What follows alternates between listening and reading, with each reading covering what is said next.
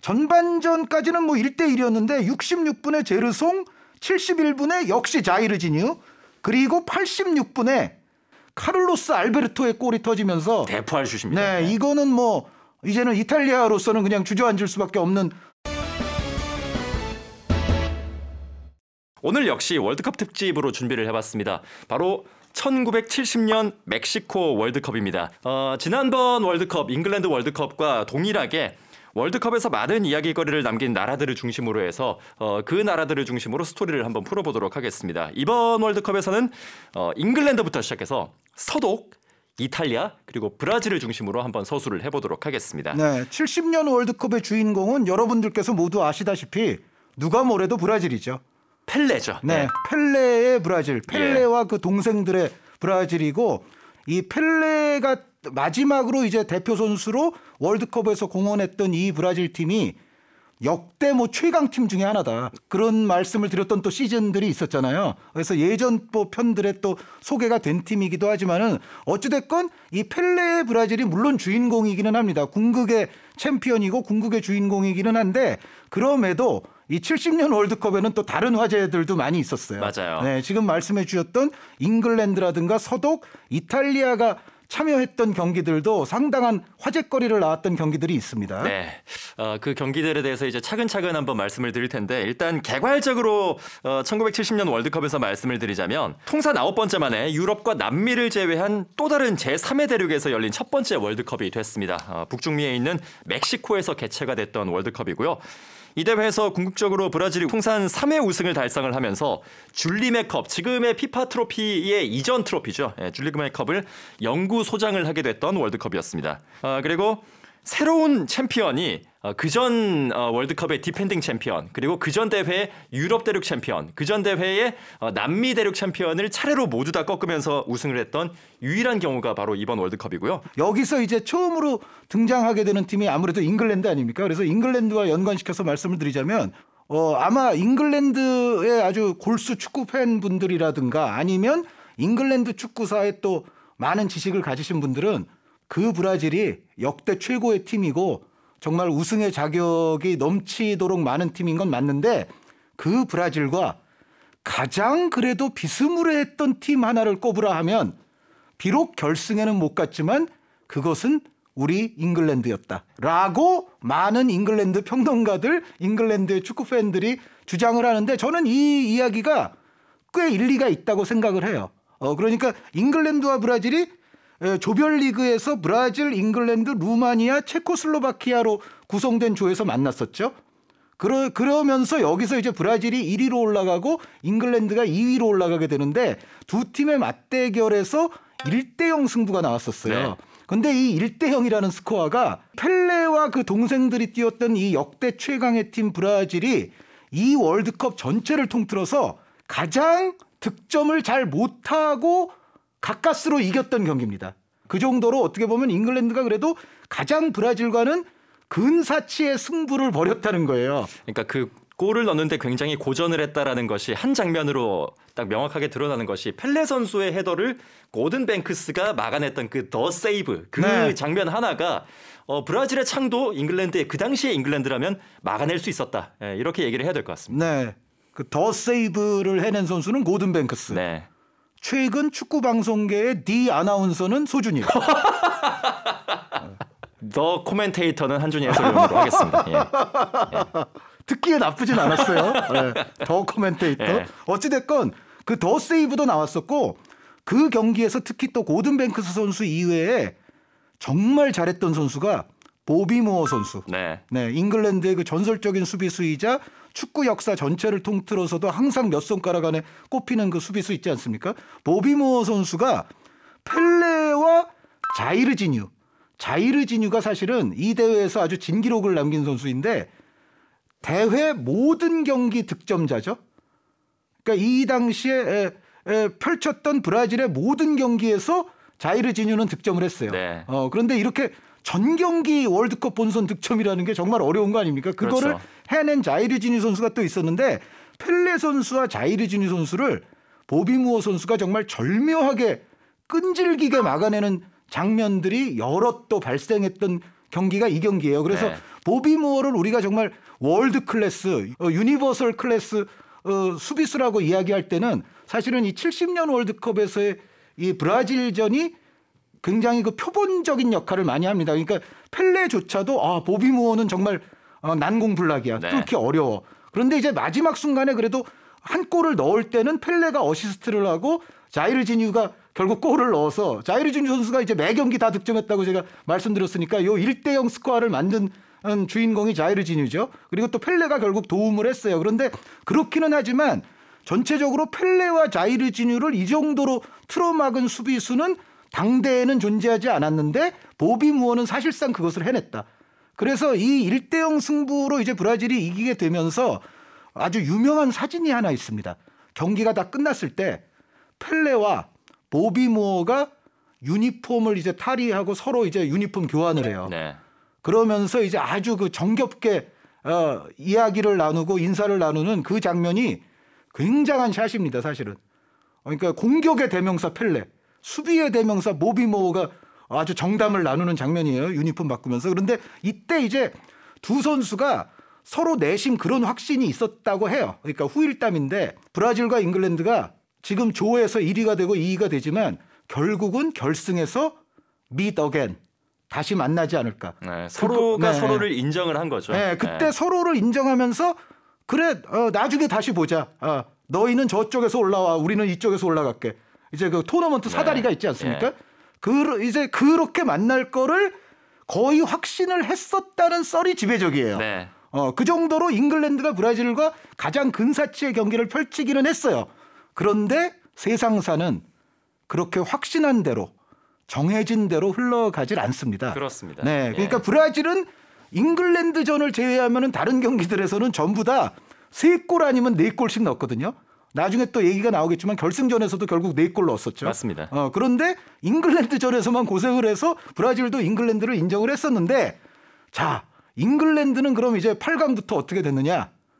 잉글랜드 축구사에 아주 치명적인 한 장면 이후 결국은 탈락을 하게 됩니다. 맞습니다. 그리고 그 상대는 잉글랜드의 향후 영원한 정말 넘기 쉽지 않은 상당히 오랜 기간 못 넘었었던 적이 돼버리는 독일이었습니다. 예. 이 당시는 서독이죠. 그러니까 4년 전에는 자신들의 안방에서 열렸던 월드컵에서 서독을 이기면서 우승을 차지를 했었는데 이전에도 그랬고 뭐 그 이후로도 계속해서 반복되는 역사긴 합니다만 결국 잉글랜드가 조금 더 올라가려고 할 때 번번이 발목을 잡았던 게 결국 서독 내지는 독일이 될 텐데. 네, 그거 나중에 이제 징크스 깬 게 그 유명한 마이클 오웬의 해트트릭에 의한 그 이른바 독일 입장에서는 뮌헨 참사 그거 아닙니까? 예. 그 전까지는 정말 장기간 동안 잉글랜드가 독일만 만났다 하면 뭐 승부차기 뭐 이런 데서 계속 발목을 잡혔거든요. 한 30년 걸렸어요. 네, 메이저 대회에서. 그런데 축구가 이제 사실 뭐 잉글랜드가 종가니까 당연히 초기에 강할 수밖에 없었는데 독일이 사실은 1968년까지 잉글랜드를 단 한 번도 이겨보질 못했었어요. 그러니까 68년에 처음으로 이제 서독이 잉글랜드에게 승리를 거두는데 그거는 또 공식 메이저 대회는 아니고 평가전 프렌들리였습니다. 그러니까 68년 그 프렌들리 이전까지는 사실은 서독이 사실 54년 월드컵도 우승하고 그랬었잖아요. 그런데 그럼에도 불구하고 잉글랜드에게는 승리를 거둔 적이 없었어요. 그러다가 이제 68년에 처음 이제 서독이 잉글랜드를 한 번 이겼지만 70년까지도 잉글랜드는 8강에서 서독을 만났을 때 내심 야 이런 공식적인 메이저 대회에서 제대로 하면 우리가 이기지 라고 잉글랜드는 여전히 자신감이 있었고 아까 말씀드렸던 대로 브라질과도 박빙의 승부를 했으니까 아유 뭐 다른 팀들은 우리가 다 제치고 올라갈 수 있어라고 잉글랜드는 또 내심 생각을 했겠죠. 그랬겠죠. 네, 그런 상황에서 8강에서 보비 찰튼과 프란츠 베켄바워가 다시 재회를 하게 됐습니다. 네. 그런데 여기서 이제 축구사에서 정말 유명한 사건이 하나 일어나죠. 설명 좀 해주세요. 잉글랜드가 서독을 상대로 그렇게 자신감을 내보였다라고 말씀을 하셨는데 이 경기에서도 사실 한 3분의 2 정도 되는 지점까지는 잉글랜드의 그 자신감이 근거가 있는 거였습니다. 2대 0으로 그렇게 또 앞서갈 수 있는 그런 스코어를 만들어가고 있었는데 이쯤 되니까 잉글랜드는 그 다음 스텝 4강을 좀 생각을 해야 된다라는 생각이 좀 멀리 미쳤는지 알프렌즈 감독이 좀 이른 시점에서 보비 찰튼 선수를 빼게 됩니다. 그러니까 네. 벤치로 불러들이면서 전방에서의 힘이 약해지니까 오히려 그 서독의 후방 쪽에 좀 머물러 있었던 베켄바워 선수가 족쇄가 풀리면서 이때부터 경기가 완전히 뒤집혔습니다. 그렇습니다. 그런데 이제 알프렌즈 감독이 마지막 순간에는 그 교체 계획을 저는 바꿔야만 했었다고 봐요. 그러니까 뭐냐면 지금 소준일 아나운서 말씀대로 2대0으로 이제 장시간 잉글랜드가 앞서고 있어서 이건 내용상으로도 우리가 이긴 거야라고 생각을 했는데 68분에 베켄바워 선수가 한 골을 넣으면서 사실 2대1이 됐거든요. 그러니까 찰튼 선수가 빠지기 2분 전에 2대1이 됐죠. 그렇습니다. 네. 찰튼 선수가 70분에 빠져요. 그러니까 찰튼 선수가 이때는 이미 이제 약간 노장, 베테랑 대열에 접어들었기 때문에 이후에 있을 4강전 뭐 더 뒤에 있을 또 결승전 이런 걸 생각하면 여기쯤에서는 찰튼을 70분까지만 뛰게 하고 빼야 되겠다라는 계획이 있었던 것 같은데 서독이 한 골을 따라 붙었을 때는 글쎄요. 여기서는 뭐 이런 말씀을 거장께 드려서 죄송하지만 저 같으면 생각을 확 바꿀 것 같아요.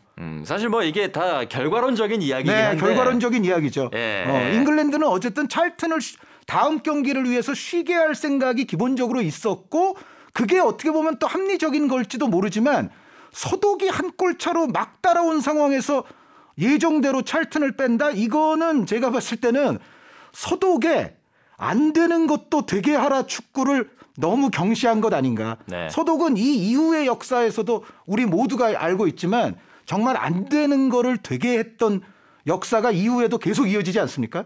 54년 우승도 사실은 그렇게 했잖아요. 네. 54년 때도 헝가리가 우승할 거라고 사람들이 생각하지 서독이 우승할 거라고 생각했습니까? 그런데 안 되는 걸 서독이 되게 했거든요. 그런데 이때까지만 해도 1970년까지만 해도 그런 표본이 좀 적어서 그랬는지 알프렌즈 감독이 2대1이라도 우리가 그냥 여기서 이길 수 있어라고 생각을 했던 것 같아요.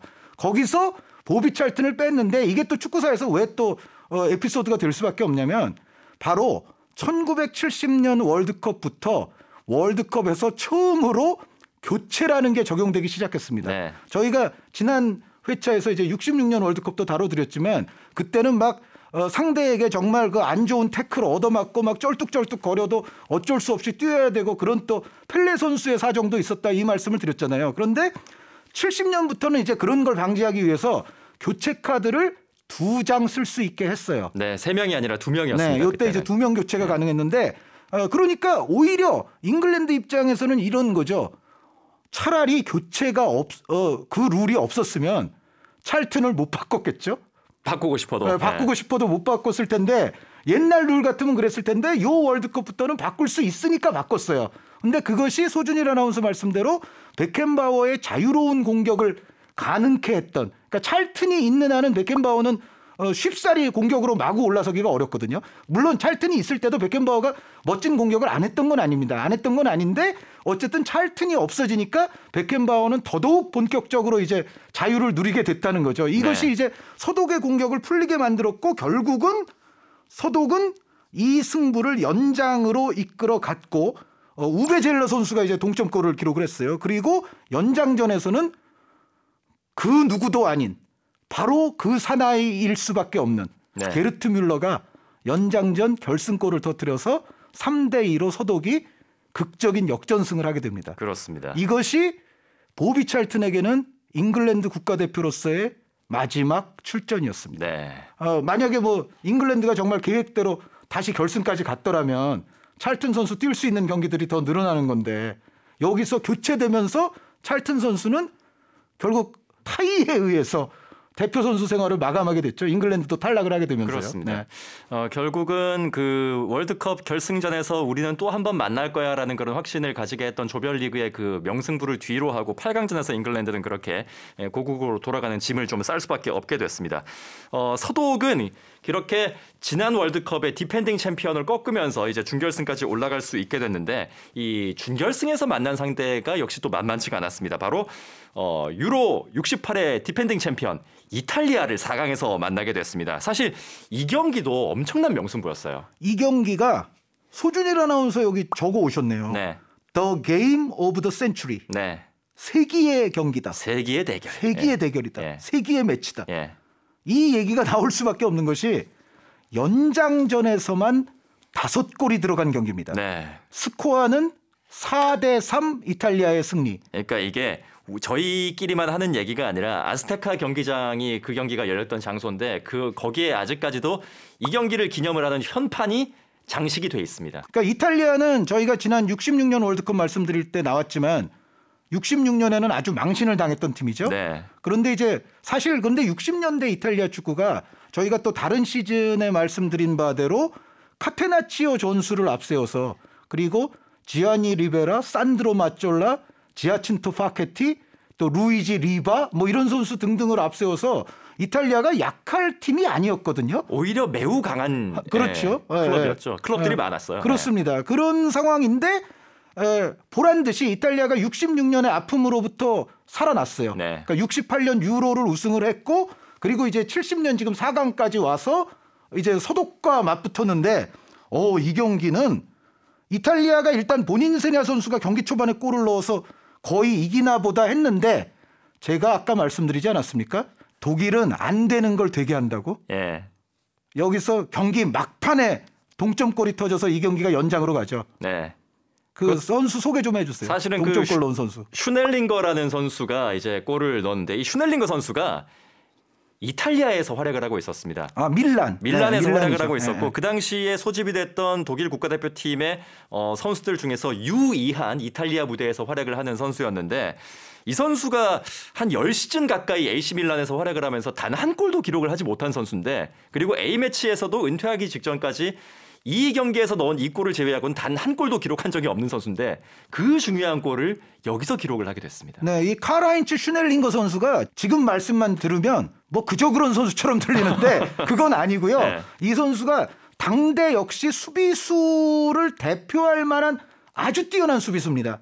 그러니까 정말 강인하고 아주 운동 능력 좋고 끈질기고 그러니까 수비적으로는 정말 몇 손가락 안에 역시 이 시대에 꼽힐 수 있는 수비수예요. 그러니까 이런 케이스가 나중에 1998년에 릴리앙 튀람 선수 생각이 나죠. 네, 튀람 선수가 원래 골을 다른 데서는 넣는 선수가 아닌데 그 월드컵 98년 월드컵만 보면 마치 골을 잘 넣는 수비수처럼 각인이 되잖아요. 네. 네. 근데 142경기 2골입니다. 그러니까요. 네. 근데 그거를 이제 한 경기에서 한 거예요. 그렇죠. 네. 그런데 이 슈넬링거 선수도 사실 좀 비슷한 거죠. 그러니까 수비수로서는 엄청난 선수고 대단한 선수고 당대를 또 대표할 만한 이름인데 골을 잘 넣는 선수는 아니었어요. 그런데 경기 막판에 진짜 이 경기를 연장으로 끌고 가는 주인공이 됩니다. 그래서 연장전에 갔는데 연장전에서는 역시 그 누구도 아닌 다른 이름일 수가 없는 바로 그 사나이일 수밖에 없는 또 게르트 뮬러가 등장해서 연장전 94분에 골을 넣었는데 이탈리아도 98분에 응수를 했고 네. 게르트 뮬러가 110분에 넣기 전에 리바 선수가 104분에 넣었군요. 네. 그리고 게르트 뮬러가 110분에 동점을 만들었어요. 다시. 그러니까 연장전에서는 서독이 먼저 넣고 이탈리아 동점 만들고 그다음에 이탈리아가 또 넣고 서독이 또 동점을 만들었어요. 3대3이 됐어요 지금. 그런데 요때 이 게르트 뮬러 선수 이제 연장전 두 번째 골 들어가는 시간이 110분이거든요. 네. 근데 서독 선수들이 막 세레모니하고 막 이제 우리 다시 한번 이 경기를 살렸어 그러고 막 즐거워했는데 그 세레모니의 환희가 끝나기도 전에 이탈리아가 다시 4대3을 만들어요. 네. 그 마지막 주인공은 유명한 지아니 리베라 선수였습니다. 1분 만에 골을 넣었습니다. 네. 근데 요 시간이 정말 짧아가지고 네. 그러니까 서독 선수들이 그냥 기뻐하는 와중에 뭐 들어갔다는 얘기도 있어요. 이 당시 상황 자체가. 그래서 어찌됐건 이제 4대3이 됐고 지아니 리베라 선수는 교체로 들어오고 이런 시스템 아니었습니까? 네. 그러니까 교체로 들어와서 결국 자신의 몫을 한 거죠. 그래서 맞습니다. 지아니 리베라 선수의 111분 골에 의해서 이 경기가 연장전에서만 5골이 터지면서 4대3 이탈리아의 승리로 귀결이 됩니다. 참 서독은 그래도 그 와중에도 정말 처절한 승부를 펼쳤던 것이 이 베켄바워 선수가 경기 도중에 어깨가 탈구가 되는 부상을 입었음에도 불구하고 이 교체 멤버 그러니까 교체의 두 장을 모두 다 써버린 상태였기 때문에 베켄바워 선수가 이렇게 어깨를 계속 붙잡고 뛰는 그런 장면들도 있었거든요. 맞아요. 그러니까 네. 어깨에 삼각건이라고 있죠. 네. 그러니까 어깨 부상이 있었을 때 그 삼각건을 걸치고 그 상태로 경기를 뛰었습니다. 그러니까 소준일 아나운서 말씀대로 교체 카드가 이때부터 두 장이 생겼지만 그 두 장을 서독은 이미 다 소비한 상태였고요. 요즘 같았으면은 연장 들어갔으니까 한 장쯤 더 줄 텐데. 그때는 그런 거 없었으니까. 그런 상태에서 경기를 마쳤어요. 네. 그러니까 정말 처절한 120분 승부였죠. 네. 베켄바우어 선수의 그런 혈투에도 불구하고 이렇게 서독이 3대4로 무릎을 꿇었고 결국은 이탈리아가 결승으로 가게 됐습니다. 이탈리아가 결승으로 갔는데 당연히 결승에서 만난 상대 저희가 다 알고 있다시피 역대 최강팀을 이끌고 있었던 브라질을 만나게 됐습니다. 이 이탈리아가 정말 서독과의 멋진 승부를 끝으로 이제 올라오긴 했습니다만 역시 브라질이 얼마나 강력했는지를 알 수 있는 것이 4대1로 끝났어요. 제가 이제 이 경기는 좀 길게 영상을 시청을 해왔거든요. 네. 근데 경기 초반에는 나름 이탈리아가 호기롭게 잘했어요. 그리고 브라질이 개인기는 화려해도 뭔가 조금 이제 방심하는 듯한 뭔가 좀 미스도 많고 그랬거든요. 실속이 약간 부족한. 네, 그러면서 이제 본인 세냐 선수가 사실은 또 골도 잡아내기도 했었어요. 그러니까 1대1까지는 이탈리아가 어느 정도 만들었어요. 어쨌든 초반 내용은 제 기억에는 특히 전반전까지는 꽤 잘 싸웠는데 후반전 되니까 확연히 이거는 이제 힘의 차이, 역량의 차이가 드러났습니다. 네. 그리고 이 당시에 또 이게 전술사적으로도 좀 의미가 있는 것이 한동안 카테나치오의 시절 아니었습니까? 근데 이탈리아의 카테나치오를 좀 무색하게 만들기 시작한 게 챔피언스 리그 유로피안 컵에서는 셀틱이 그거를 한번 했었고요. 대표팀 레벨에서는 브라질이 그걸 한 겁니다.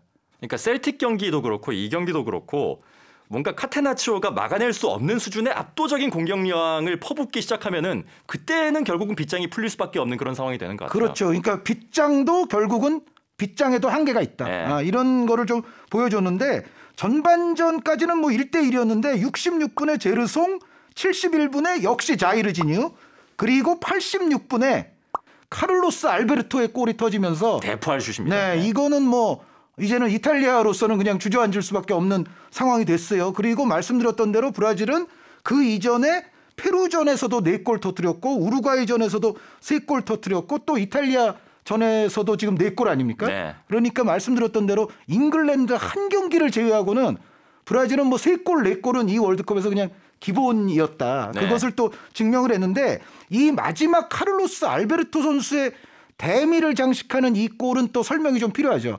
이 골이 그 마라도나 선수의 이제 86년에 잉글랜드 선수 6명 제친 골과 항상 보면은 월드컵 최고의 골을 다투거든요. 근데 생각해 보면 고생한 걸로 따지면 마라도나가 6명씩이나 제쳤는데 당연히 그게 이겨야 되는데 왜 어떤 경우에 어떤 투표나 앙케이트에서는 카를로스 알베르토의 골이 마라도나 골을 이기기도 하는가? 그 이유는 이 골이 그 역대 최강의 팀으로 일컬어질 수 있는 이 당시 펠레와 동생들의 70년 브라질 팀에서 팀을 구성하고 있는 거의 모든 중요한 선수들을 다 거쳐가면서 그들의 역량들이 다 부분 결합을 하면서 마지막 대포알 같이 멋진 슛으로 결론이 났기 때문에 이 골이 마라도나의 골과 이제 싸움이 되는 거예요. 네. 그러니까 마라도나의 골은 월드컵 역사가 낳은 가장 엄청나고 경이적이고 위대한 원맨 골이라고 한다면 이 골은 월드컵 역사가 낳은 가장 놀라운 팀의 가장 중요한 선수들이 자신의 재능을 모두 참여시킨 결합된 가장 위대한 팀골이다. 네, 그러니까 네. 마라도나 선수의 그 골은 마라도나가 얼마나 위대한 선수인지를 보여주는 골이고 브라질 대표팀의 이 골은 그 당시에 브라질 팀이 얼마나 위대한 팀인지를 보여주는 골이다. 그렇죠. 네. 거기에 이 골 장면이 어떻게 이제 이루어졌냐면 먼저 토스탕 선수가 이제 소유권을 찾아서 뒤쪽에 브리토 선수에게 내줘요. 브리토 선수가 중원의 클로도 알두에게 내줬다가 요 클로도 알두와 이제 삼각대응을 이루면서 클로도 알두가 펠레한테 줬다가 펠레가 다시 제르송에게 줬다가 제르송이 클로도 알두에게 돌려주거든요. 근데 요때부터는 정말 재밌어요. 클로도 알두 선수가 엄청난 개인기를 보여줍니다. 이탈리아 둘러싸고 있는 선수들을 다 농락을 한 다음에 그 볼을 히벨리노 선수에게 내줍니다. 히벨리노 선수가 다시 이제 사이드 쪽으로 자이르지뉴에게 패스하거든요. 자이르지뉴가 볼을 이제 펠레 쪽으로 이제 전환을 시켜요. 그러면서 펠레가 오버래핑에서 들어오는 카를로스 알베르토를 향해서 적절한 타이밍에 또 볼을 내주죠. 그러면서 카를로스 알베르토가 아주 대포할 오른발 킥으로 골망을 거의 찢을 듯한 그런 슈팅을 터뜨리게 돼요. 그러니까 제가 말씀드렸던 대로 토스탕, 브리토, 클로도알두 2차례, 펠레 2차례, 제르송, 히벨리누, 자이르지뉴 그리고 마무리는 카를로스 알베르토. 네. 여기서 클로도알두와 특히 펠레가 어떻게 연관되는지를 보시면 이 브라질은 정말 막을 수 없구나. 그런 걸 느끼시게 될 거예요. 그러니까 이 골에서 이 선수들이 다 기능을 했다라고 말씀을 하셨는데 사실 펠레 선수 말고도 골을 넣을 수 있는 선수들, 자이르지뉴 선수를 비롯해서 뭐 토스탕이라든지 히벨리누라든지 뭐 클로도알두 이런 선수들이 다 곳곳에 포진을 해 있었기 때문에 뭐 펠레 하나를 막는다고 되는 팀이 아니다. 이런 거를 좀 느낄 수가 있었습니다. 네. 그런데 펠레 선수 개인으로 보더라도 이때는 이제 펠레 선수가 동생들을 이끌고 하는 그러니까 월드컵으로서는 마지막 월드컵 아닙니까? 네. 그런 상황인데 나이가 좀 들었어도 펠레 선수는 역시 또 펠레다라는 걸 보여주는 월드컵이에요. 그러니까 이날 결승전만 하더라도 펠레 선수가 하나의 골, 2개의 어시스트. 그러니까 결승전에서만 1골 2어시스트를 했고요. 그리고 이 월드컵에서 펠레 선수가 터뜨렸던 골이 4골이에요. 결승전 한 골을 포함해서. 그래서 그 결승전에서 넣었던 골이 이제 펠레의 월드컵 역사에 있어서 마지막 득점이 되는데 그것으로서 펠레는 월드컵에서 12골을 넣은 사나이가 되죠. 그래서 펠레 선수가 뭐 훌륭한 동생들도 있었지만 그 가운데에서도 확실히 팀의 중심, 팀의 플레이메이커는 펠레다. 이런 거를 또 보여준 대회이기도 해요. 그래서 마라도나 선수처럼 뭐 정말 펠레 혼자서 모든 거를 다 헤집고 모든 거를 다 만들어내고 그런 건 아니었을지 모르지만 펠레니까 저런 동생들을 저렇게 또 엮어가고 저런 찬스를 또 만들어주는구나 라는 그러면서 자신도 득점을 또 쏠쏠하게 했었고 그 고든 뱅크스 선수만 아니었으면 한 골 더 넣는 건데 그 골이 그 펠레 선수가 나중에 이건 직접 한 얘기인데 내가 점프해서 딱 맞췄을 때 내심 이건 골이다 라고 생각을 했대요. 그러니까 자기가 지금까지 했던 헤더들 중에서 제일 잘 맞췄는데 네, 거의 그런 그건 약간 좀 과장이 있었을 수는 있죠. 그런데 어쨌든 거의 완벽하게 맞춘 건 사실이에요. 그리고 이제 바운드까지 났던 볼 아닙니까? 그게 또 핵심이죠. 그러니까 바운드가 돼서 튀어오르는데 그걸 막았어요. 네. 그것도 잘못 막으면은 손에 맞고 그냥 안으로 들어갈 수도 있는데 그거를 완벽하게 막았어요. 그래서 고든 베크스 선수 그 방어 때문에 이후에도 정말 역동작 상황에서 깔려서 들어오는 강력한 헤더를 정말 기기묘묘하게 골키퍼가 막아냈을 때는 제가 중계할 때 자주 쓰는 표현인데 고든 뱅크스 선수 같이 막았군요. 그런 표현을 제가 자주 쓰거든요. 그런데 어찌됐건 그거 아니었으면 한 골 더 넣는 거죠. 그러니까 펠레 선수가 사실은 이 70년 월드컵에서 브라질도 위대했고 정말 잘했지만 펠레 자체도 굉장한 퍼포먼스를 했다. 그래서 펠레 선수는 정말 58년부터 70년까지 전 세계 축구를 지배했던 이름이었고 또 축구를 오늘날의 정말 인기 종목으로 글로벌하게 성장시키는 데 있어서 펠레가 홍보대사와 같은 역할을 하지 않았어요? 그 홍보대사 펠레의 마지막 점을 찍은 그러한 대회였고 또 그 경기가 또 마지막 이탈리아전이었습니다. 네, 뭐 펠레 선수를 비롯해서 고든 뱅크스라든지 아니면 뭐 지아니 리베라, 뭐 베켄바우어, 게르트 밀러까지 정말 이야기거리가 많고 볼거리가 많은 1970년 월드컵이었는데 다행스럽게도 이때의 영상이 또 많이 남아 있으니까 유튜브에서 다들 한번 찾아보셨으면 좋겠습니다. 한준희 소준일의 축구 오늘은 월드컵 사상 최고의 팀 펠레가 이끄는 브라질이 세계를 정복했던 1970년 멕시코 월드컵에 대해서 이야기해봤습니다. 한준희 소준일의 축구는 EBS FM 오디오 천국, EBS의 오디오 구독 서비스 오디오 이지식에서 함께 하실 수 있습니다. 여러분의 많은 구독과 좋아요까지 부탁드리겠습니다. 지금까지 저는 스포츠 아나운서 소준일 그리고 한준희 축구 해설위원과 함께했습니다. 수고하셨습니다. 네, 감사합니다. 유튜브